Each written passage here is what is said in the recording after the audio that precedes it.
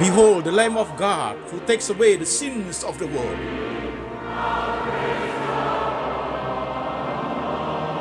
Jesus said, I am the way, the truth, and the life. No one comes to the Father but by me.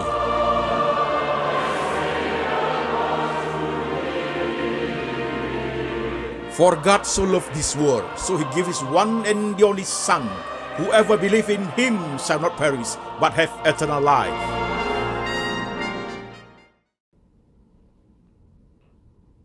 Shalom, jemaat sekalian, saya Pendeta Antoni Chang.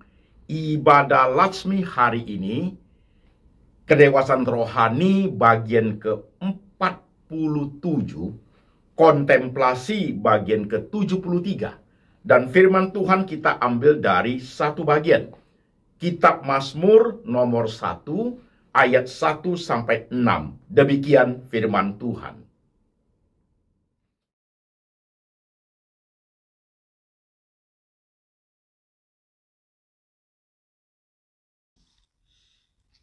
Berbahagialah orang yang tidak berjalan menurut nasihat orang fasik, yang tidak berdiri di jalan orang berdosa, dan yang tidak duduk dalam kumpulan pencemooh.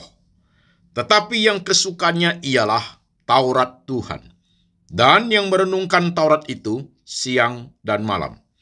Ia seperti pohon yang ditanam di tepi aliran air, yang menghasilkan buahnya pada musimnya, yang tidak layu daunnya.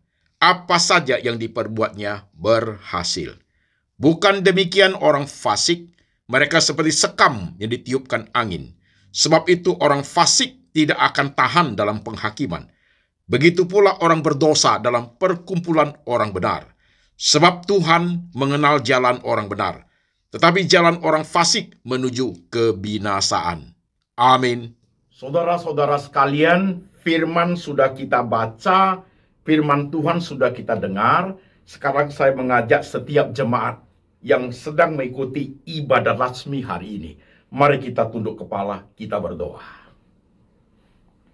Tuhan Yesus, kami sudah baca firman-Mu.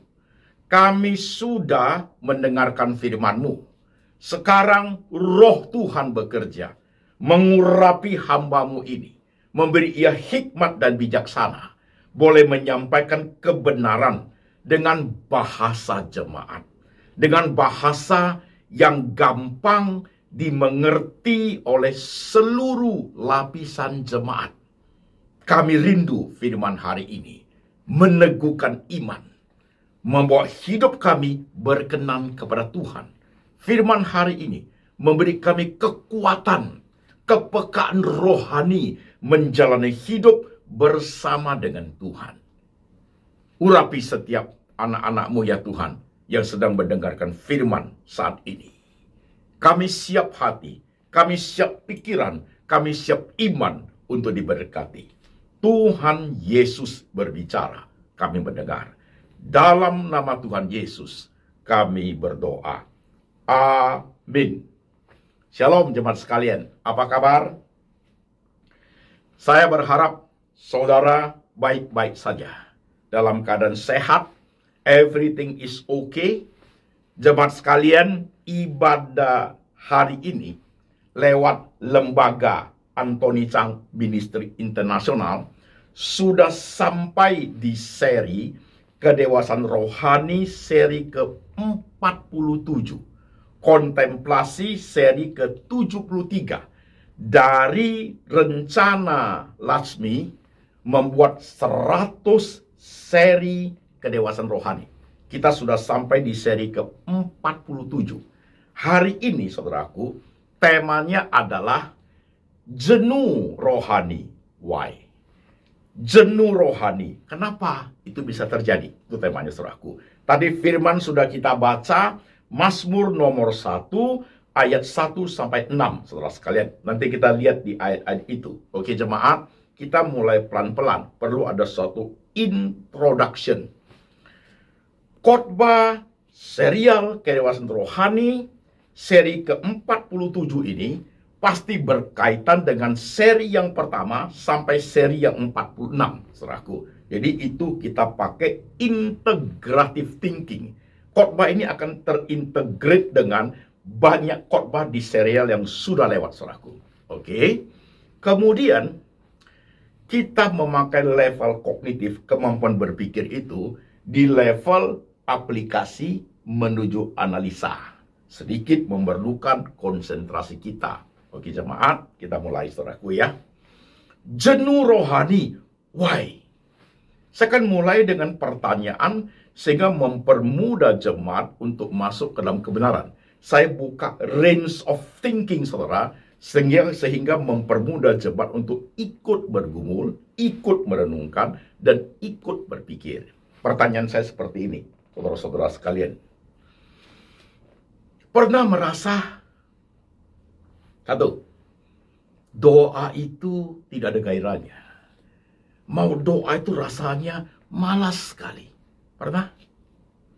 Yang kedua, baca Alkitab tidak ada keinginannya. Tidak ada keinginannya. Tiga, kaki ini rasanya berat untuk melangkah ke gereja. Kita menarik diri dari dunia rohani.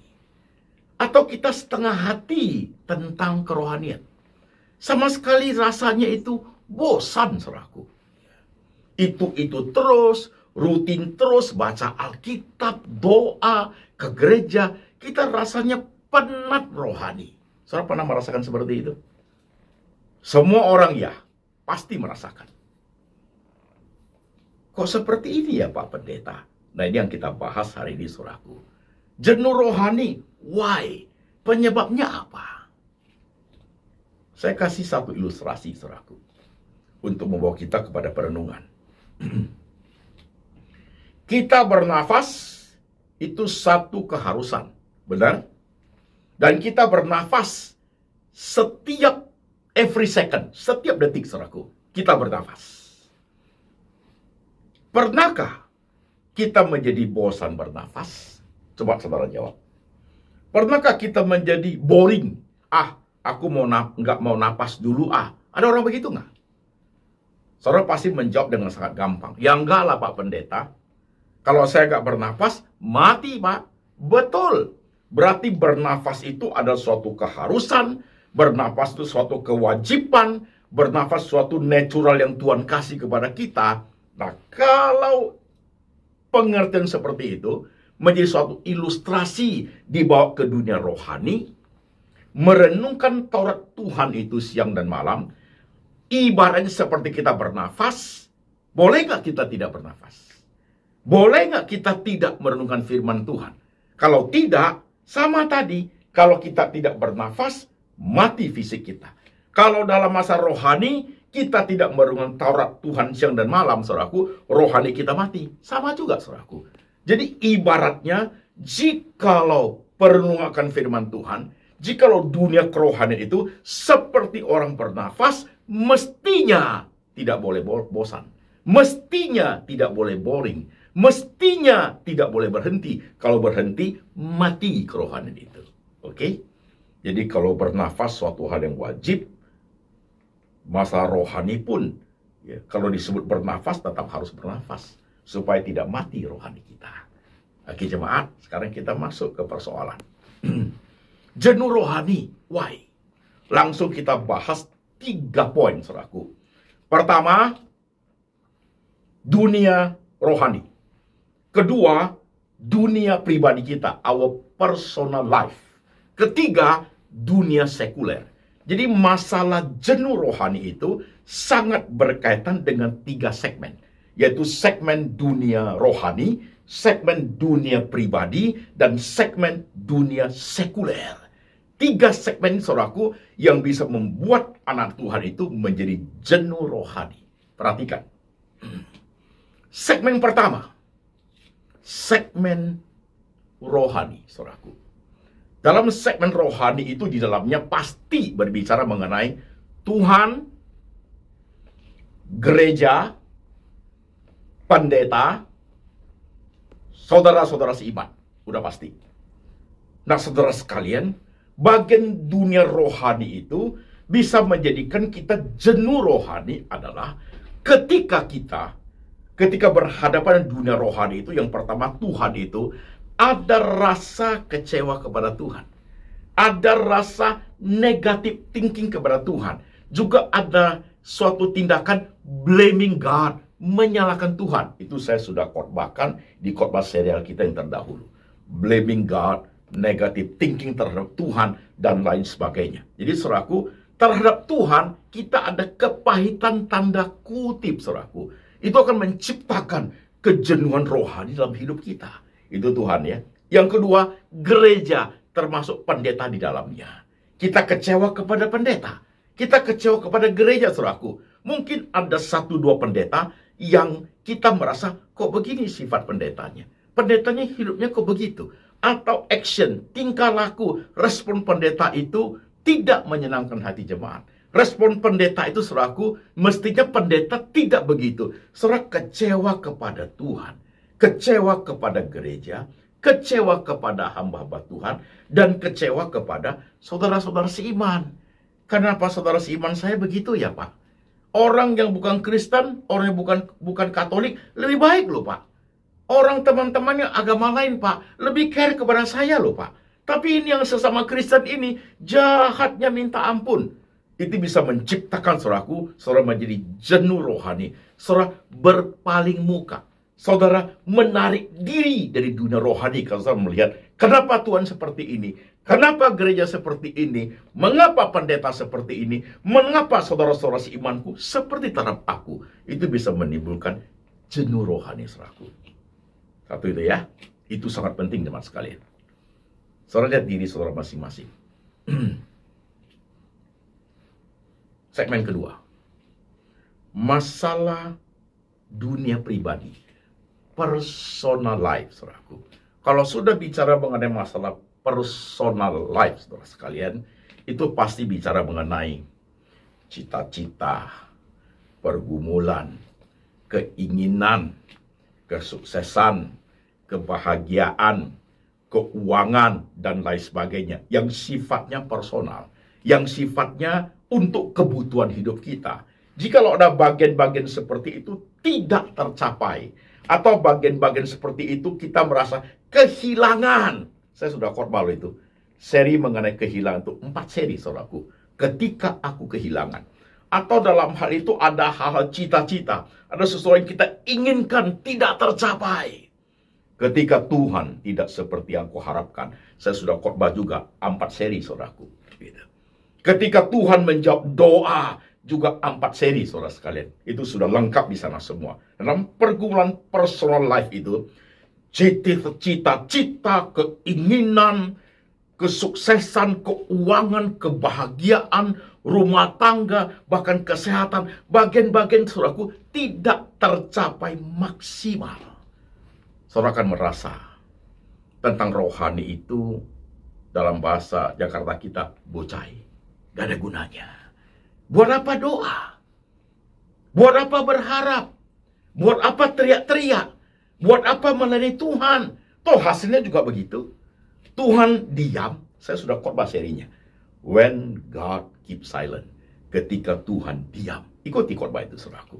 Nah, saudara sekalian, personal life kita dengan berbagai dimensi pergumulan kehidupan yang di dalamnya membuat kita rasa-rasanya prihatin, membuat kita merasa kehilangan, membuat kita merasa tidak terima keadaan seperti saudaraku, itu akan memperparah dunia rohani kita. Pasti orang demikian akan menjadi jenuh rohani. Wah, ini penting jemaat sekalian.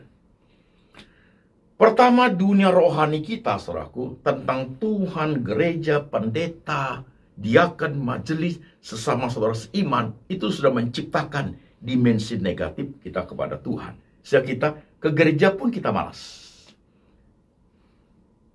Melangkah kaki kita ke gereja pun rasanya berat. Karena kita akan ketemu dengan si A, si B, si C yang kita tidak suka. Yang kenapa hidupnya seperti itu. Yang kita merasa mestinya tidak begitu jadi pendeta. Dulunya kita suka mendukung pekerjaan Tuhan, ikut melayani, bahkan memberi persembahan kepada Tuhan, ikut mendukung pekerjaan pelayanan Tuhan, termasuk gereja atau seperti lembaga saya ini, saudaraku, kita ikut memberi kepada orang-orang miskin, saudaraku. Tapi sekarang sama sekali tidak. Kenapa? Karena kita merasa, buat apa? Itu tidak menghasilkan apa-apa kok. Setelah saya memberi pelayanan kepada Tuhan, kerja keras sungguh pelayanan, memberi persembahan, bentuk materi, tenaga, dan semua pikiran juga. Tapi toh dalam hidupku banyak hal yang tidak Tuhan tolong. Itu membuat saudara sangat negatif thinking kepada dunia rohani. Dan kepada diri kita sendiri, rasanya kita tidak mencapai apa yang kita ingini. Seperti kita merasa Tuhan itu tidak care. Kita merasa Tuhan itu tak peduli aku. Kita merasa saudara-saudara seiman itu tidak perlu saya. Kita merasa buat apa sembahyang? Buat apa punya Tuhan Yesus? Toh begitu-begitu aja.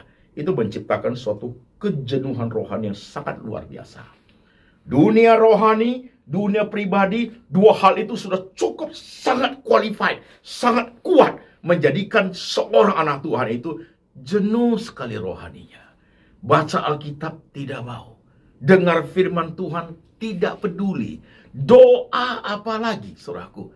Kegiatan-kegiatan rohani, omong kosong, tidak mau. Tidak ada keinginannya, saudaraku. Itu terjadi. Belum lagi ditambah dengan satu segmen yang sangat berbahaya. Apa itu?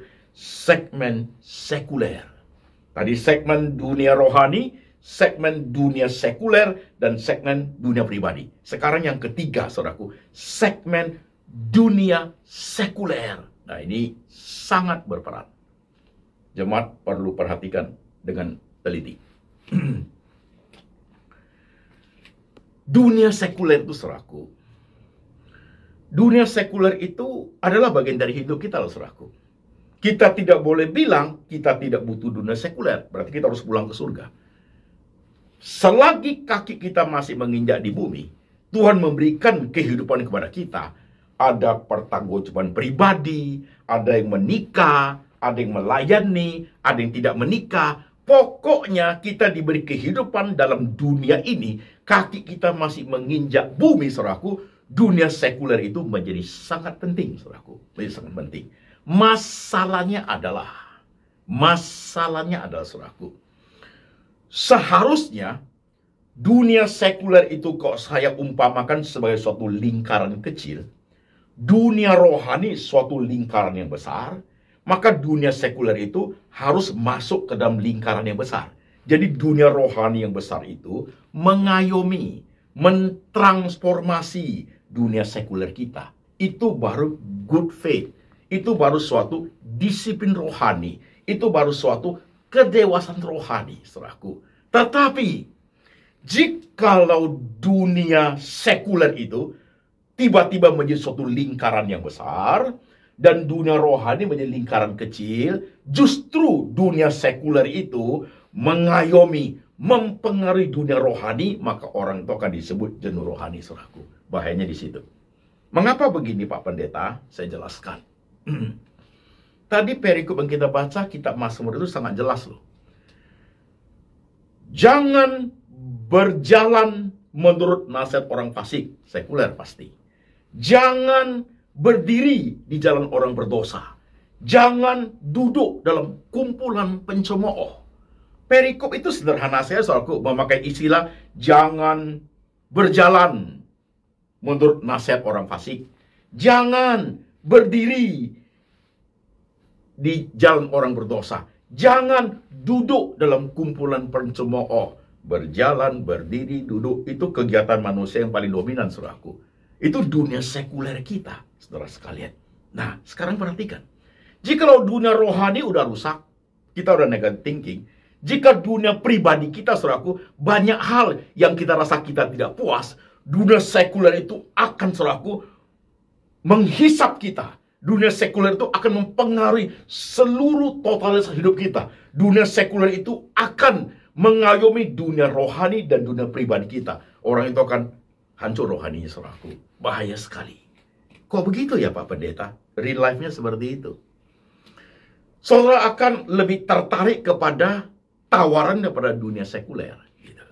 Ke gereja terus, gak ada apa-apa di sini. Ikut kita, ramai, pesta pora, ada hal yang enak, ke karaoke, dunia hiburan, dunia ini, bahkan minum sedikit, menghilangkan banyak masalah, itu ditawarkan oleh dunia sekuler, saudaraku. Nah, kalau kita terbawa ke sana, otomatis dunia rohani itu makin lama makin mengecil, sudah pasti. Maka kalau bicara mengenai Alkitab, bicara gereja, kita sama sekali tidak ada gairahnya lagi. Tidak ada gairahnya lagi. Karena kalau saudaraku, kita sudah terbawa oleh arus dunia sekuler. Bahayanya rohani orang Kristen itu seperti itu. Berapa banyak anak Tuhan seperti itu. Perhatikan saudaraku. Dulu rajin, sungguh-sungguh melayani Tuhan, termasuk pendeta.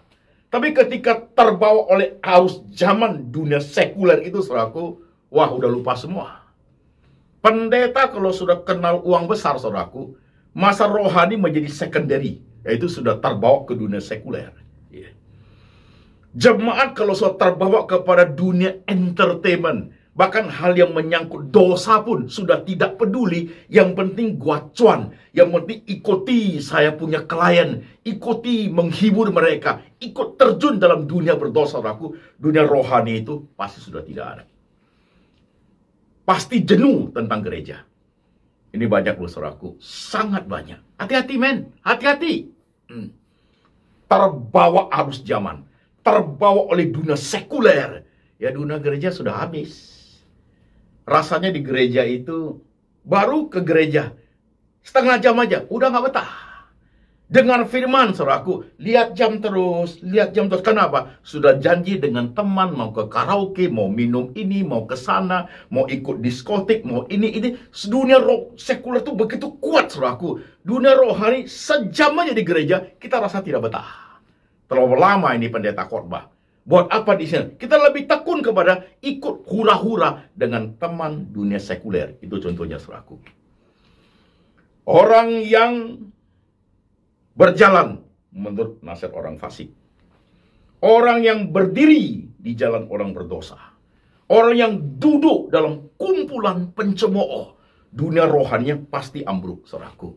Orang itu pasti jenuh rohani. Dia sudah tidak peduli yang namanya Bible. Dia sudah tidak peduli, apalagi Tuhan tadi mengatakan, berbahagialah orang yang merenungkan Taurat Tuhan itu siang dan malam. Tidak akan terjadi. Bagi dia itu sudah bocai. Sudah nggak ada gunanya. Nggak ada gairahnya. Nggak ada keuntungannya. Sukacita yang dia rasakan, sukacita bersama teman-teman sekuler. Ini hati-hati jemaat, masalah ini. Kita hadapi loh ini loh. Setiap kita loh. Ketika ada problem kehidupan, you anggap Tuhan bukan jalan solusi buat kamu, you akan pergi ke dunia sekuler. Yes. You akan pergi ke dunia bisa menawarkan suatu jalan keluar yang semu sifatnya, yang hanya menjanjikan kenikmatan sementara. John, banyak masalah you. Doa di gereja, gak penting lah John. Sini ikut kita yuk.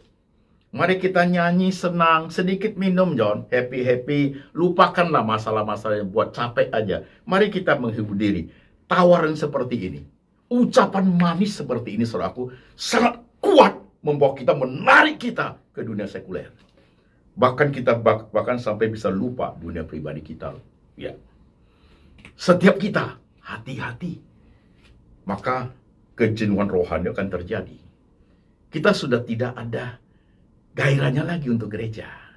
Tidak ada daya tarik lagi kebenaran itu. Tidak ada keinginan untuk dengar firman lagi. Roh kita sudah tidak menyala, saudaraku. Kita lebih suka sifat yang duniawi. Ini terjadi loh, saudaraku. Jangan pikir tidak loh. Setiap kehidupan kita, anak-anak Tuhan yang sedang ikut ibadah ini, dengarkan baik-baik. Termasuk saya dan semua pendeta yang ada dengar.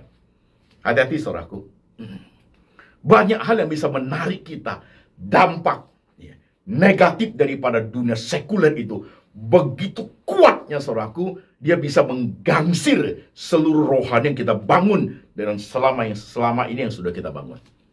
Maka kedewasaan rohani di seri ini, saudaraku, bukan saja bicara kedewasaan rohani, tapi bicara kedewasaan rohani itu memerlukan suatu kepekaan juga untuk mengantisipasi segala ancaman dari luar, segala ancaman dari dunia sekuler yang akan, saudaraku, mempengaruhi totalitas hidup kita, yang bisa menggangsir kita keluar, menarik kita keluar dari dunia rohani.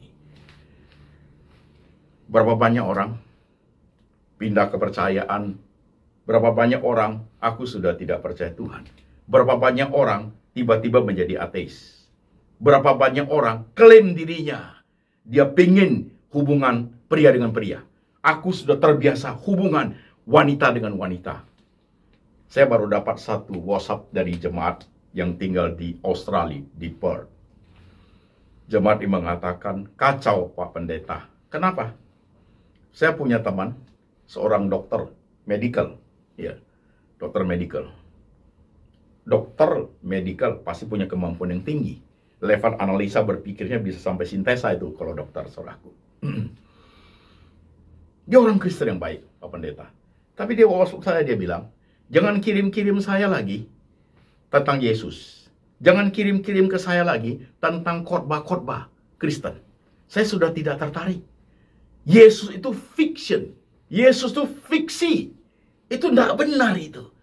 Orang Kristen loh, saudaraku, bisa tiba-tiba seperti itu. Percaya atau tidak, saudaraku, dunia sekuler itu sudah menarik dia keluar dari masalah Tuhan.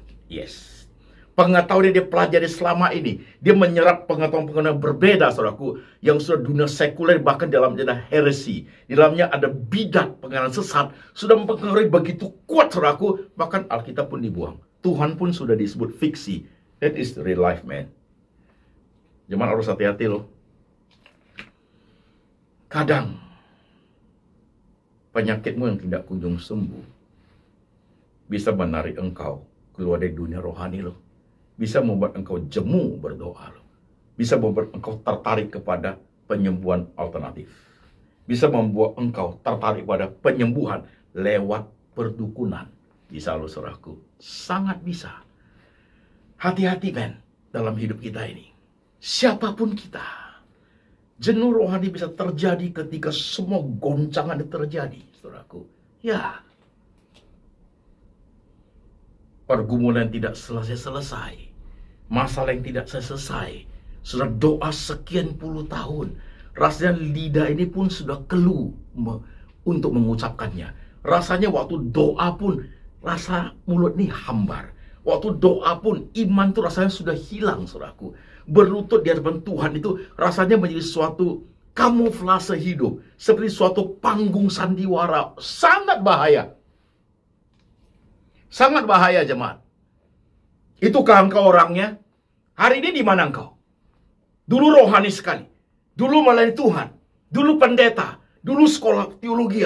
Dulu calon pendeta. Dulu diaken, majelis. Dulu pelayan Tuhan yang hebat, memberikan persembahan, memberikan hidup, memberikan tanda untuk Tuhan. Tapi karena satu dua hal ditarik oleh dunia sekuler, kamu tertarik oleh dunia bisnis yang besar, ikut dengan orang-orang besar yang terbawa arus zaman, menjadi berjalan di jalan orang fasik, ikut nasihat orang fasik, menjadi berdiri di jalan orang berdosa, menjadi duduk dalam kumpulan pencemooh. Orang seperti itu pasti sudah buang Tuhan Yesus. Sudah pasti. Terbawa arus zaman. Tergiur oleh kenikmatan duniawi, saudaraku. Lupa diri. Itu dia. Istilah yang paling tepat. Mungkin khotbah ini sangat keras. Tapi penting, saudaraku. Dalam kedewasaan rohani, seri 1-47 ini. Rencana kita kan 100 seri, saudara kan. Harus keras. Harus menikam hati. Harus menusuk jantung, harus memberikan suatu kesadaran sebagai suatu shock terapi buat saudara. Iya ya, itu penting teman sekalian. Baik kita yang masih muda, kita yang sebaya maupun kita sudah tua, sama saja. Sama saja. Jangan berjalan menurut nasihat orang fasik. Jangan berdiri di jalan orang berdosa. Jangan duduk dalam kumpulan pencemooh. Jangan terbawa arus zaman. Jangan tertarik seluruhnya ke dalam dunia sekuler. Lupa tentang Tuhan, saudaraku. Hati-hati. Dunia ini sangat menjanjikan hal seperti itu, saudaraku. Sangat menjanjikan. Tetapi, kata Mazmur pasal 1 tadi itu, yang kesukaannya adalah merenungkan Taurat Tuhan itu siang dan malam. Yes. Tidak bosan-bosan. Tidak boleh bosan. Kita secara manusia harus bernafas. Jikalau rohani itu disebut bernafas juga, rohani juga harus bernafas. Kalau tidak bernafas, mati itu rohani. Kalau saya manusia, kita tidak bernafas, mati ini badan. Sama, saudaraku. Tetapi yang kesukaannya adalah merenungkan Taurat Tuhan itu siang dan malam. Every day, every second. Kontemplasi, saudaraku. Yes. Ia seperti pohon di tepi aliran air. Kalau pohon itu di tepi aliran air, saudaraku, pasti kuat. Akar-akarnya menerima nutrisi air itu sangat kuat. Pasti subur, kuat, dan sehat itu pohon. Kalau pohon itu tidak di tepi aliran air, saudaraku, sedikit air masuk kepada dia, lama-lama pohon itu mati. Sama dengan rohani kita. Tidak ada supply, tidak ada nutrisi rohani lagi. Baca firman tidak, berdoa tidak, ke gereja tidak, pelayanan tidak, semua tidak. Itu pohon sebentar lagi mati. Rohani itu sebentar lagi mati, saudaraku. Sebentar lagi mati. Ya seperti pohon di tepi aliran air yang tidak layu daunnya. Kenapa? Suplai air terus. Rohani terus kita terima dari firman yang kita baca. Dan daunnya tidak layu, menghasilkan buahnya pada musimnya. Karena dia terus growing. Dan apapun yang dikerjakan berhasil. That is life, man. Itulah kedewasaan rohani, saudaraku. Hati-hati dengan khotbah hari ini. Saudara harus teliti, bukan main. Tidak usah lihat orang lain. We see ourselves. Lihat diri kita masing-masing, saudaraku. Maka kontemplasi hari ini, saudaraku, kontemplasi ke-73 itu, saya tidak bosan-bosannya untuk mengulangi. Supaya saudara yang baru ikut pertama kali bisa mengerti apa itu kontemplasi. Karena jemaat banyak tanya, Pak Pendeta, kontemplasi itu apa? Saya sudah jelaskan dari awal seri pertama loh. Tapi saya akan jelaskan kembali sedikit untuk saudara yang baru pertama kali ikut di sini. Kontemplasi adalah suatu perenungan yang lebih mendalam tentang semua pergumulan kehidupan di mana tangan Tuhan bekerja di situ, baik dalam bentuk suka, duka, air mata, penderitaan maupun bahagia, saudaraku, di dalamnya. Itu kontemplasi. Kontemplasi itu tidak harus pagi saja jam 6 subuh. Atau malam jam 10 malam. Tidak harus, saudaraku. Anytime, any place. Kontemplasi bisa di kantor, habis makan siang, ada 15 menit kontemplasi. Kontemplasi bisa 1 jam, setengah jam di dalam mobil, waktu on the way ke kantor. Kontemplasi bisa 1 jam, 2 jam kalau saudara naik pesawat terbang ke kota lain. Kontemplasi bisa juga 10 menit atau 20 menit pada saat saudara sedang minum teh atau saudara sedang ngopi di tempat kafe, di tempat Starbucks misalnya. Waktu minum kopi, kontemplasi. Apa kontemplasinya Pak Pendeta untuk seri kedewasaan rohani yang ke-47 ini? Sederhana sekali. Waktu saudara sambil minum kopi, atau di dalam mobil, atau lagi habis jam kantor, habis makan siang kantor, kan ada 15 menit kan, istirahat sebentar. Kalau di Starbucks sambil minum kopi, say something through your heart kepada Tuhan. Begini kontemplasinya. Tuhan, saya udah mulai uring-uringan ini. Itu begitu loh. Kontemplasi sangat memerlukan suatu transparansi hidup, terbuka dengan Tuhan. Ada yang tidak beres nih Tuhan dalam hidup saya.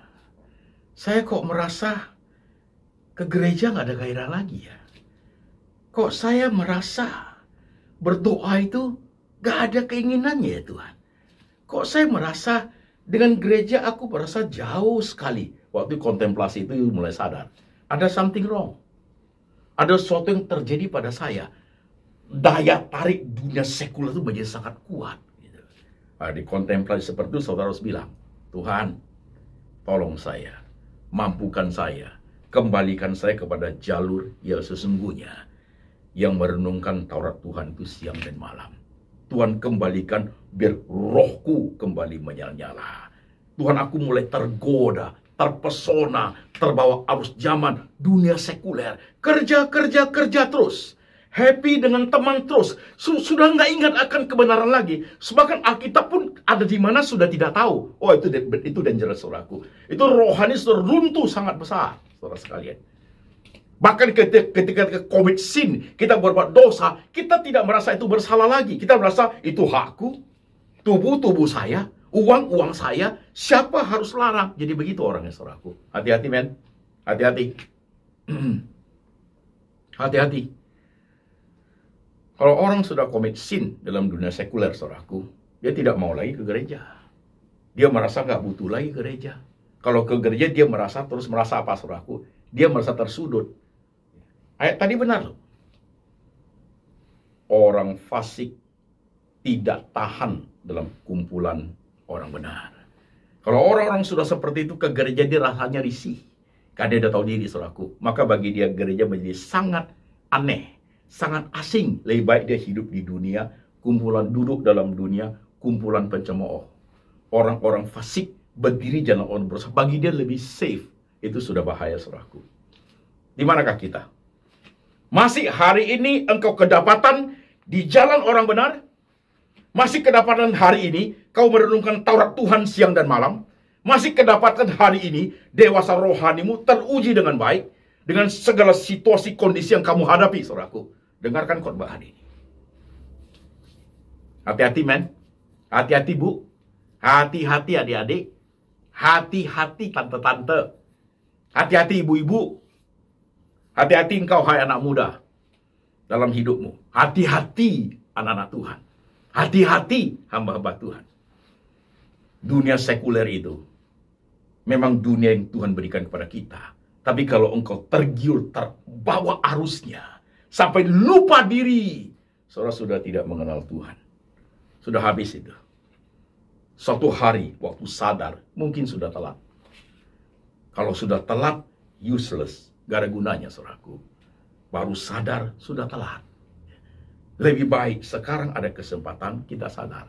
Aware, hati-hati dalam menjalani dunia sekuler yang Tuhan kasih kepada kita. Dunia sekuler itu lingkaran kecil. Dunia rohani kita lingkaran besar. Masukkan ke dalam lingkaran besar dunia sekuler itu. Diperbaharui, diamati, dievaluasi oleh dunia rohani kita. Apa yang tidak boleh, apa yang harus hati-hati, apa yang harus lebih hati-hati, apa yang sama sekali not at all. Itu loh, saudaraku. Jangan berjalan menurut nasihat orang fasik. Ikutilah nasihat daripada kebenaran firman Tuhan itu. Jangan berdiri di jalan orang berdosa. Berdirilah dalam kebenaran itu. Jangan duduk dalam kumpulan pencemooh. Tapi duduklah di gereja Tuhan. Duduklah di rumah ibadah, supaya kau mendengarkan apa yang Tuhan katakan dalam hati manusia itu. Oke, saudaraku, bawa firman dia pulang. Saudara kontemplasi untuk seri ini ya. Dan saudara paling tahu rohani engkau kayak apa hari ini. Aku udah mulai uring-uringan Tuhan. Aku mulai merasa Tuhan itu kok begitu sama saya. Aku sudah mulai menjauh dari persekutuan doa. Bahkan persoalan doa di kantor pun aku tidak pernah hadir lagi, Tuhan. Aku sudah menjauh daripada bahkan makan pun aku sudah tidak berdoa lagi, Tuhan. Hati-hati you man kalau sudah seperti itu. Dengar khotbah ini. Perhatikan dengan baik di mana kita hidup, saudaraku. Perhatikan. Oke, jemaat. Oke. Amin. Mawas diri. Waspada. Pakai perisai firman. Ingat kita harus seperti pohon di tepi aliran air. Yang daunnya tidak pernah layu. Yang menghasilkan buahnya pada musimnya. Apa yang kita kerjakan berhasil di tangan Tuhan. Karena orang benar Tuhan perkenan. Oke? Mari kita tunduk kepala. Kita berdoa sebentar. Saudara-saudara sekalian, teduh sebentar. Lihat dirimu masing-masing. Kau punya dunia rohani, kau punya dunia pribadi, kau punya dunia sekuler. Tuhan memberikan semuanya itu. Mampukah engkau melihatnya semua dengan baik, 3 segmen itu? Bagaimana kehidupan dunia sekulermu? Apakah engkau terbawa oleh dunia sekuler arus zaman itu, sehingga kamu lupa akan rohani, lupa dan bahkan lupa akan dunia pribadi? Atau engkau adalah anak-anak Tuhan yang merenungkan Taurat Tuhan itu siang dan malam, yang selalu setia melakukan kontemplasi, yang selalu mawas diri mengevaluasi dunia sekuler? Dan engkau anak-anak Tuhan yang terus bergumul tentang hidup pribadi, makin lama makin berkenan kepada Tuhan. Engkau kayak itu orangnya. Di tengah air mata, kesulitan, ketidakadilan, bahkan ketidaksuksesan, kamu melihat tangan Tuhan ada di situ. Bahkan di tengah berkat sukacita, kau melihat kebesaran Tuhan ada di situ. Masihkah engkau seperti itu? Coba lihat diri masing-masing. 1 menit untuk engkau berdoa.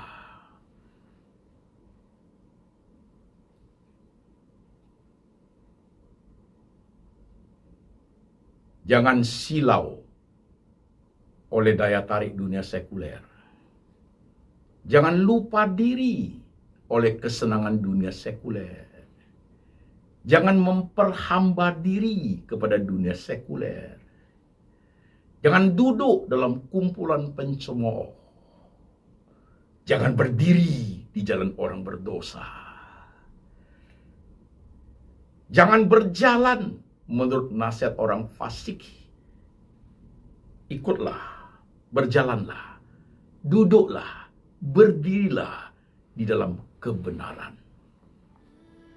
Tuhan Yesus, inilah setiap umat-Mu yang kepalanya sedang tertunduk. Meteraikan firman hari ini. Firman yang menyejukkan jiwa. Firman yang memberikan nutrisi rohani. Firman yang mengingatkan. Firman yang memberi kami hati-hati menjalani hidup. Firman yang mencelikkan mata rohani. Firman yang membawa kami mawas diri. Firman yang membawa kami lebih mendekat kepada Tuhan. Berkati setiap umat-Mu ya Tuhan, di tengah pergolakan hidup, di tengah problematika kehidupan, di tengah banyak hal yang terjadi Tuhan, buat setiap anak-anak-Mu tetap bersandar kepada Engkau. Apapun yang terjadi, baik sukacita, duka cita, kesulitan, tantangan, tetap menjadi suatu jembatan, membuat setiap kami tambah lama, tambah dekat dengan Engkau ya Tuhan. Terima kasih Tuhan Yesus, berkati mereka. Jemaat yang mendengar firman hari ini, baik yang ada di kota-kota di Indonesia, maupun jemaat yang ada di kota-kota di luar negeri, berkati mereka, sertai mereka ya Tuhan. Dan berkat ini turun atas jemaat. Kasih dari Allah Bapa itu turun atasmu. Yesus Kristus, gembala yang baik itu, pemelihara jiwamu. Dan Tuhan Roh Kudus senantiasa mengingatkan engkau akan kitab suci, hidup seturut dengan firman, sampai selama-lamanya. Sampai Tuhan Yesus datang kembali menjemput setiap kita. Amin.